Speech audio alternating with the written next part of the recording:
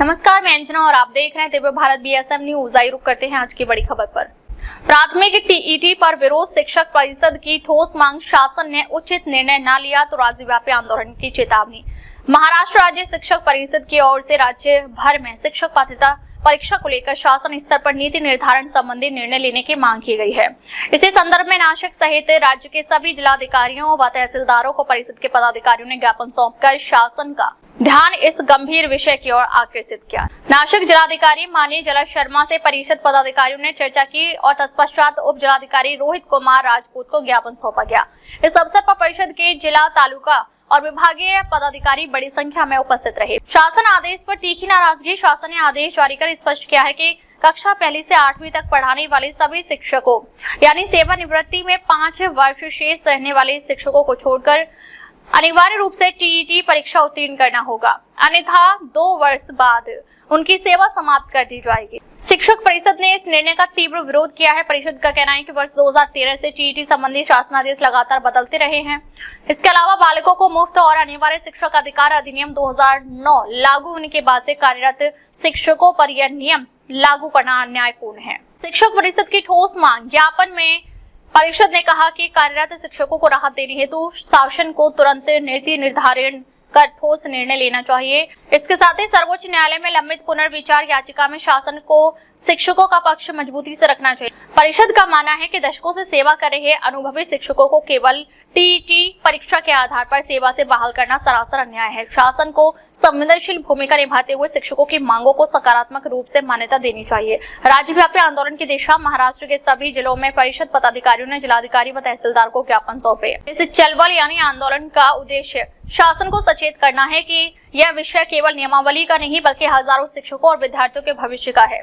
नासिक में हुई बैठक में राज्य कार्यवाह संजय बवन राव पवार, जिला अध्यक्ष रमेश रघुनाथ गोहिल, जिला कार्यवाहक सर चिटनीस राव साहेब बहिरू जाधव, जिला कार्याध्यक्ष रविंद्र हालिज, उपाध्यक्ष शांताराम कापसे, जिला प्रतिनिधि वैभव उपासने चांदवड़, तालुका अध्यक्ष महेंद्र जाधव, इगतपुरी तालुका अध्यक्ष जितेंद्र भदाणे, सिन्नर कार्यवाह चंद्रशेखर उदावंत, सुधाकर बाबिस्कर, सेवानिवृत्त जिला प्रतिनिधि प्रकाश गोस्वामी तथा महिला अघाड़ी की प्रीति कामड़े सहित अनेक पदाधिकारी उपस्थित रहे। उनकी उपस्थिति से स्पष्ट संदेश गया कि शिक्षक समाज इस मुद्दे पर एकजुट है। शिक्षकों की पीड़ा और वास्तविकता। शिक्षक प्रतिनिधियों ने कहा कि ग्रामीण और शहरी क्षेत्रों में कार्यरत शिक्षक पिछले कई दशकों से लगातार गुणवत्तापूर्ण शिक्षा दे रहे हैं। अनेक शिक्षकों के मार्गदर्शन से विद्यार्थियों ने शैक्षणिक, सांस्कृतिक व सामाजिक क्षेत्र में उल्लेखनीय सफलता प्राप्त की है।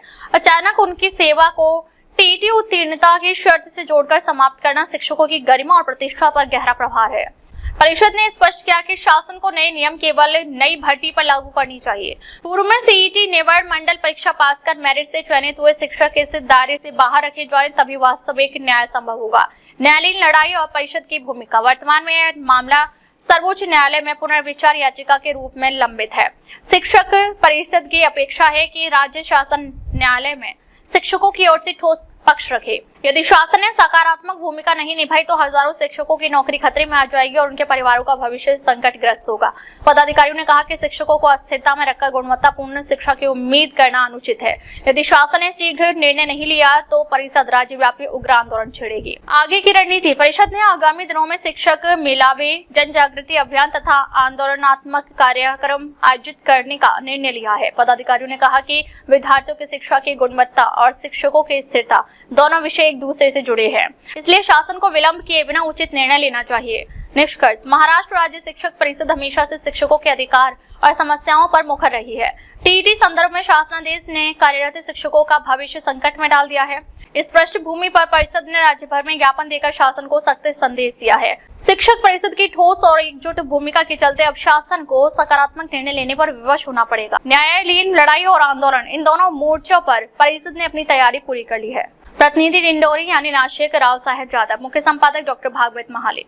महाराष्ट्र राज्य शिक्षक परिषद शाखा नाशिकच्या वतीने जिल्हाध्यक्ष सरचिटणीस सर्व पदाधिकारी यांच्या हस्ते माननीय मुख्यमंत्र्यांना TET बद्दल शासन स्तरावर धोरणात्मक निर्णय घेण्यासंबंधी महत्त्वाचे असे निवेदन देण्यात आलं आणि ते निवेदन माननीय जिल्हाधिकारी साहेबांच्या मार्फत आपण माननीय नामदार देवेंद्रजी फडणवीस साहेबांना पाठवले।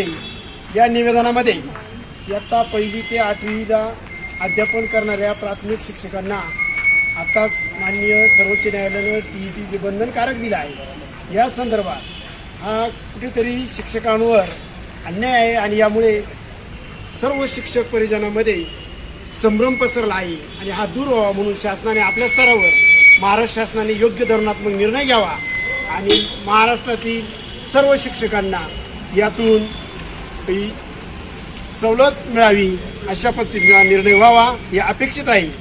या ठिकाणी जिल्हाध्यक्ष रमेश गुड सर। सर्वांना नमस्कार। जय शिक्षक परिषद।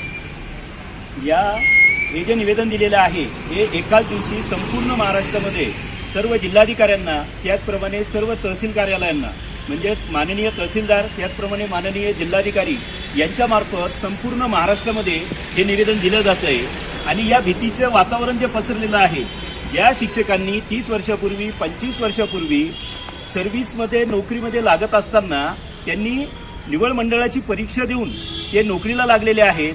त्याच्यामुळं ही काही जी जाचक हा अन्याय आहे हा शिक्षक परिषद कुठल्याही पद्धतीने सहन करणार नाही आणि या संदर्भामध्ये माननीय मुख्यमंत्र्यांना निवेदन देऊन लवकरच या संदर्भामध्ये एक याचिका दाखल करून पुनर्विचार याचिका दाखल करून त्या संदर्भामध्ये सर्व शिक्षक वर्गाला न्याय मिळवून द्यावा यासाठी आम्ही हे नम्रपणे निवेदन आज दिलेलं आहे आणि इतरही अडचणींच्या संदर्भातही लवकरच माननीय मुख्य कार्यकारी अधिकारी यांच्याशी पण आम्ही आता लवकरच भेट सुद्धा घेणार आहोत। जय शिक्षक परिषद। शिक्षक परिषद अब तक के लिए बस इतना ही। फिर मिलते हैं एक ऐसे ही बड़ी खबर के साथ। तब तक के लिए नमस्कार और देखते रहिए दिव्य भारत BSM न्यूज।